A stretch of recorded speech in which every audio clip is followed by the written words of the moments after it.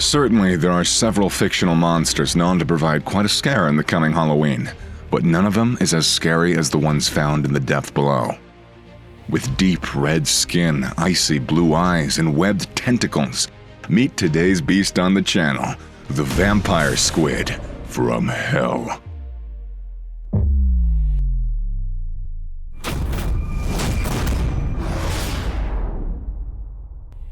Belonging to the class 𝗪𝗡𝗪𝗔𝗪, it is found in the deepest and darkest parts of the ocean. It has spikes and tentacles that are more ancient than the dinosaurs. Now, if you're still wondering whether this particular creature is creepy enough, just imagine naming it the vampire squid. Although most scientists name creatures based on their habitats, their species, or their most characteristic features, this tiny guest of ours has been named 𝗩𝗚𝗡𝗪𝗡𝗓𝗓𝗓𝗏 𝗩𝗚𝗓𝗡𝗓𝗏, which literally refers to vampire squid from hell. Call it coincidence or nature's play. Vampire squid have an uncanny resemblance to vampires in their predatory behavior. Although vampire squids are often termed as harmless creatures, disturb them to see the havoc they cause. Vampire squids have such a biological construct which is both disgusting and frightening at the same time. These creatures resemble the anatomy of a jellyfish, an octopus. It has a soft, jelly-like body that moves through the water with the help of 8 tentacles, which makes it easy for it to have control of the area surrounding it. Vampire squids have a cloak-like body with spine-like stretches, which are their arms. Vampire squids are detritivores. They are the only known living cephalopod that does not catch and eat live animals for food, as it releases thread-like filaments to capture its prey and mostly feeds on organic debris and tiny jelly species, so other animals aren't threatened by them. One of the coolest things about the vampire squid is that its body is covered in photophores. These small, light-producing organs scattered all over help scare off predators. Much like the fictional vampires, they become invisible to the naked eye in bright light, but acquire their full potential in extreme depths of the ocean in complete darkness. Their size ranges from 10 to 30 centimeters with a weight of 1 pound, approximately.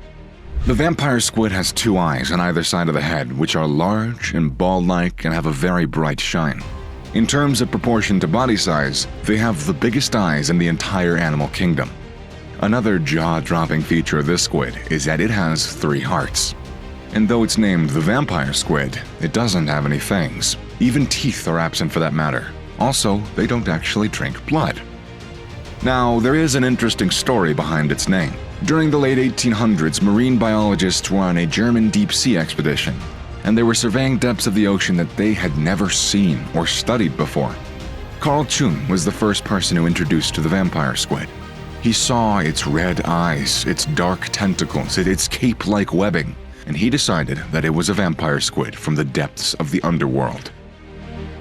Again, the vampire squid isn't considered an aggressive species. Their natural weapons are spike-lined skin and the ability to produce both light and mucus. But these are always used in defense and not offense. They only feed on ocean detritus, and they aren't known to be combative or even territorial. No recorded case of vampire squids hurting humans has ever been reported, as you have to capture one of them from the depths of the oceans and annoy it to the extreme such that it doesn't have an option but to hurt you in defense.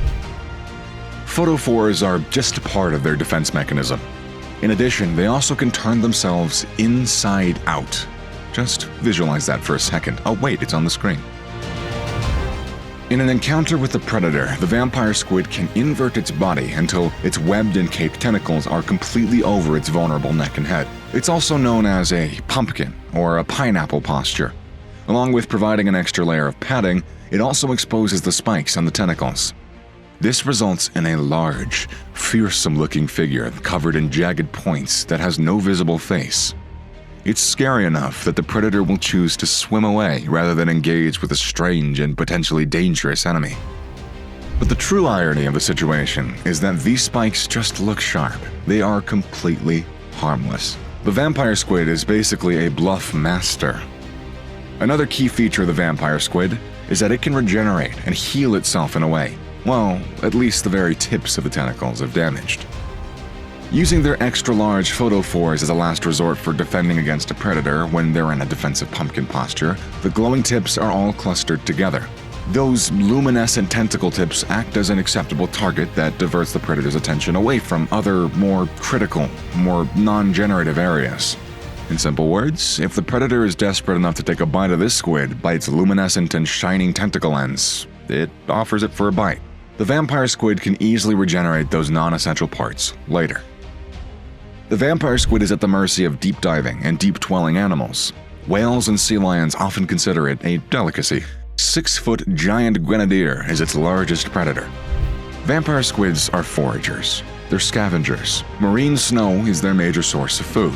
The marine snow is actually just the continuous shower of small, fragile, organic material at the bottom of the ocean. It consists of everything starting from seaweed to tiny dead remnants of scalps and larvaceans. Stretched out filaments collect it and are consumed afterwards. Vampire squids are the only species of cephalopods that don't actually hunt for their food. They just collect it. They'd prefer small and soft things, so there's really never any struggle. Planktons don't put up a fight after all. Though it resembles both true squid and true octopi, vampire squid don't shoot cephalopod ink. The only secretion coming out of their body is the bright mucus that they use to stun predators. The vampire squid has no poison or venom. The mucus they secrete from their tentacles is, once again, completely harmless.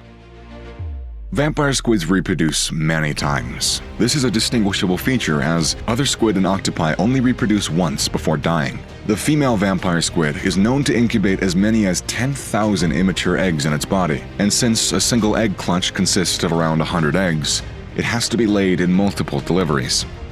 Male vampire squids have their own spermatophores. These are sperm capsules that are delivered to the females. Females hold onto them for several months before using them to fertilize their eggs. Babies hatch from eggs. They have the same general form as their parents, but they only measure around 8 millimeters long and their bodies are transparent. They lack the webbing between their tentacles and their filaments are underdeveloped. Time makes that happen.